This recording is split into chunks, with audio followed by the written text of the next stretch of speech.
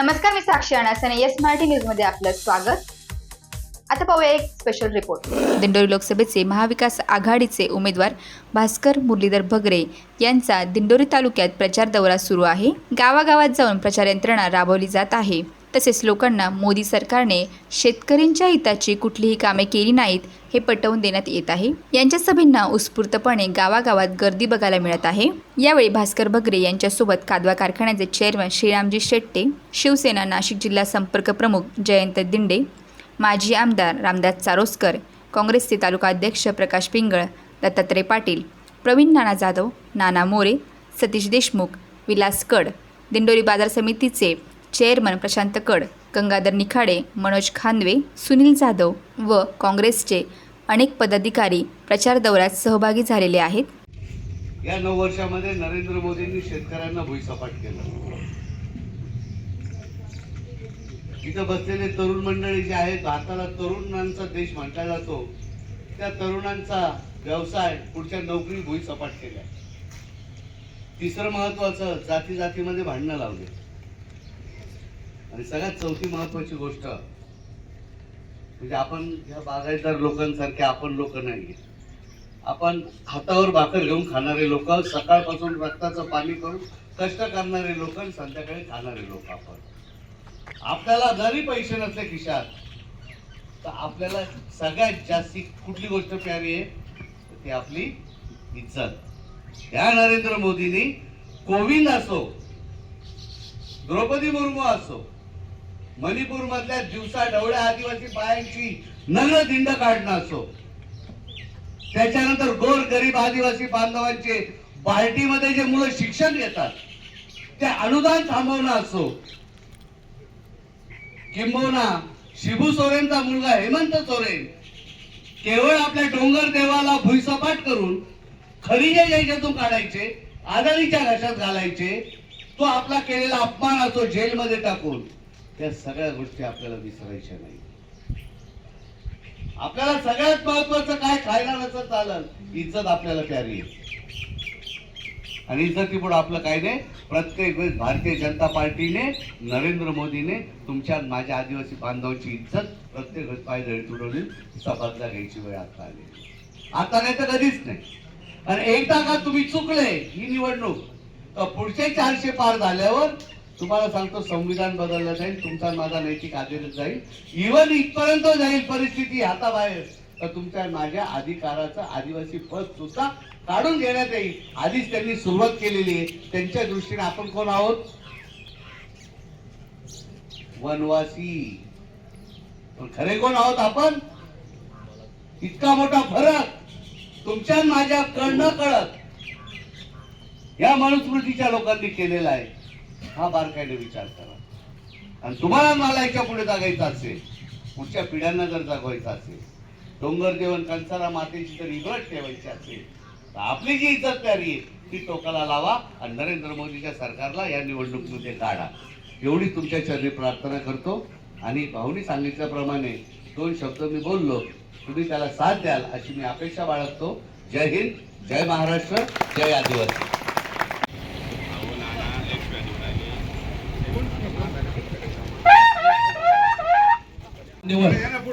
समोर बसलेली आपल्या गावातील उमेदवारी मंडळी आणि तरुण मित्रांनो, माता भगिनी, या निवडणुकीमध्ये महाविकास आघाडी इंडिया आघाडीचा उमेदवार म्हणून माझ्यासारख्या सर्वसामान्य कार्यकर्त्याला या देशाचे नेते आदरणीय शरदचंद्रजी पवार साहेब, आदरणीय सोनिया गांधी, आदरणीय राहुल गांधी, आदरणीय उद्धव ठाकरे साहेब, आदरणीय सीताराम येचुरी साहेब, या इंडिया आघाडीच्या नेत्यांनी माझ्यासारख्या सर्वसामान्य कार्यकर्त्याला उमेदवारी दिली.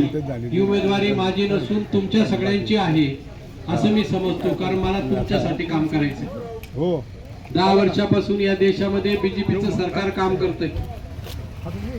या सरकारने आपल्याला अनेक प्रकारची आश्वासनं 10 वर्षापूर्वी दिली. आपण सगळे त्या आश्वासनांना भुललो.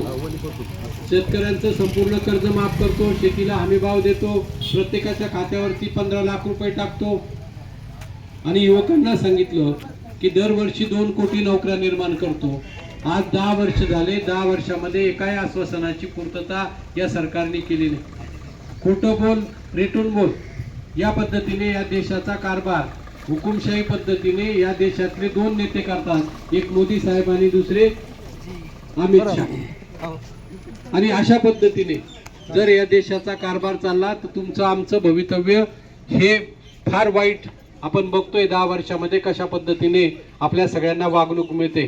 आज या देशातील शेतकरी असेल, आदिवासी असतील, दलित असतील, मागासवर्गीय असतील, तरुण असतील, महिला असतील, कष्टकरी असतील, कामगार आहे, नोकरदार आहे, भूमिहीन आहे किंवा अल्पसंख्याक आहे किंवा छोटे मोठे व्यापार करणारे व्यापारी असतील, छोटे मोठे उद्योग करणारे उद्योगपती असतील, या सर्व घटकांना त्रास देण्याचं काम या सरकारने या 10 वर्षाच्या काळात केलं.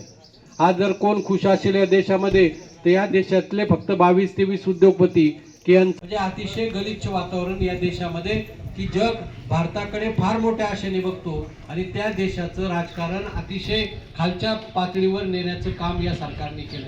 आणि म्हणून आपल्या सगळ्यांना जाणीव झाली की या देशामध्ये जर या पद्धतीने राज्यकारभार चालला, आपण बघितलं पाठीमागे काश्मीरमध्ये 370 कलम हटवलं, त्याचा फायदा आपल्या देशाला काय झाला? फक्त तिथे काय होतं की ज्या जमिनी आहेत त्या जमिनी त्या भागातले जे शेतकरी आहेत किंवा जे रहिवासी आहेत त्यांच्याशिवाय दुसरं कोणी घेऊ शकत नव्हतं. आणि आता 370 कलम हटवलं का आपण जमिनी घ्यायला जाणार आहे का? तिथे जमिनी घ्यायला जाणार कोण जाणार? तर उद्योगपती जाणार. कारण त्यांना त्या ठिकाणी धंदे टाकायचे, व्यवसाय करायचे आणि ते व्यवसाय करण्यासाठी त्यांनी ते खऱ्या अर्थाने 370 कलम हटवलं. अन्यथा आपल्यासाठी किंवा आपल्या फायद्यासाठी नाही, तर ते फक्त उद्योगपतींचा फायदा करण्यासाठी. आपण पाठीमागच्या काळात बघितलं मणिपूरला मोठ्या प्रमाणावर आदिवासी जमातीमध्ये हिंसाचार झाला. आपल्याच कुकी आणि मैती या 2 जमाती यांच्यामध्ये संघर्ष लावण्याचं काम या सरकारने केलं. त्याच्या पाठीमागे दुसरं कारण आपल्या समाजातला तेढ किंवा एकमेकाचा द्वेष हे नसून त्या ठिकाणी जी जशी आपण आपल्या आजूबाजूला डोंगर आहेत तसे डोंगर त्या भागामध्ये आहेत, परंतु त्या डोंगरामध्ये मोठ्या प्रमाणावर ती खनिजं आहेत आणि ते खनिजं किंवा ते डोंगर या उद्योगपतींच्या घशात घालण्यासाठी आज जर आपल्या परिसरातले डोंगर असतील आणि कोणी म्हटलं की हे डोंगर आम्हाला पाहिजे, आपण देऊ का? नाही देणार ना. कारण ते आपल्या दृष्टीने दैवत आहेत आणि त्या दैवतावरती घाला घालण्याचं काम या बीजेपी सरकारने या 2 जमातीमध्ये, कारण त्यांना माहिती इंग्रजांच्या पद्धतीने यांच्यामध्ये वाद लावायचा आणि हळूहळू तिथला सगळा भाग रिकामा करून ही सगळी संपत्ती उद्योगपतींच्या घशात घालण्यासाठी त्यांनी हे सगळे उद्योग केले. पाठीमागच्या काळात तुम्ही बघितलं असेल 2 आदिवासी समाजाचे राष्ट्रपती या देशामध्ये झाले. सगळ्यात अगोदर रामनाथ कोविंद हे कोळी समाजाचे उत्तर प्रदेशामध्ये त्या समाजाचे झाले. त्यांना राष्ट्रपती म्हणून संधी दिली, परंतु दुसऱ्या बाजूला या देशाचे ते घटनात्मक प्रमुख आहे, संसदेचे ते प्रमुख आहे आणि त्या संसदेची इमारत बांधणी करण्याचा जो शुभारंभ होता पायाभरणी, त्याच्या कार्यक्रमाला सुद्धा त्यांनी बोलवलं नाही. फक्त कोणी उद्घाटन केलं, भूमिपूजन केलं? मोदी साहेबांनी केलं. दुसऱ्यांदा काम पूर्ण झालं. 8,000 कोटी खर्च करून सेंट्रल विस्टा नावाची ती संसद भवन गरज नसताना बांधली आणि बांधल्यानंतर परत आपल्या आदिवासी भगिनी, आदिवासी माता महामहिम द्रौपदी मुर्मू त्या ठिकाणी राष्ट्रपती म्हणून काम करत असताना त्यांचा तो अधिकार होता उद्घाटनाचा, त्या उद्घाटनाला सुद्धा बोलवलं नाही.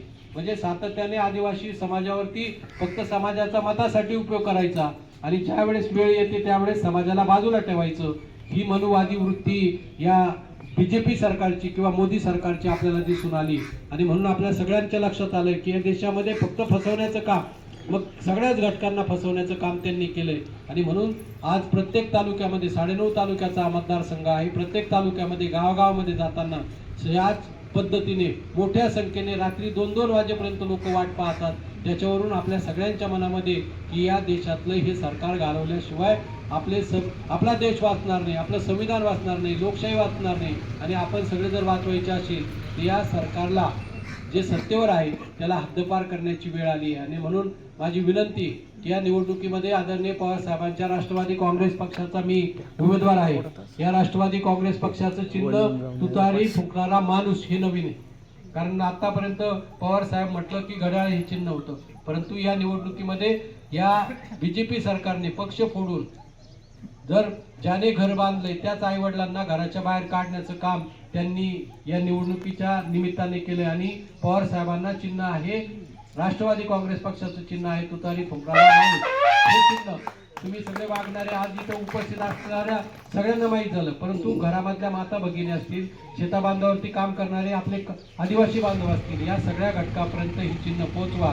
कारण आपण किती राग व्यक्त केला, किती संताप व्यक्त केला, परंतु यांनी विकास न करता फक्त तो आपल्याला भुलवण्यासाठी ते विकास रथ यात्रा मागच्या काळामध्ये काढल्या होत्या. यांनी जर खरंच विकास केला असता तर यांनी निवडणुकीमध्ये विकासाच्या नावावर मतं मागायला पाहिजे होती. हे काय करू राहिले, आता देवा धर्माच्या नावावरती मतं मागायला सुरुवात केली. त्यांनी पाहिलं की एवढंही करून आपल्याकडे काहीच होणार नाही आणि म्हणून त्यांनी पक्ष फोडण्याची कामं केली.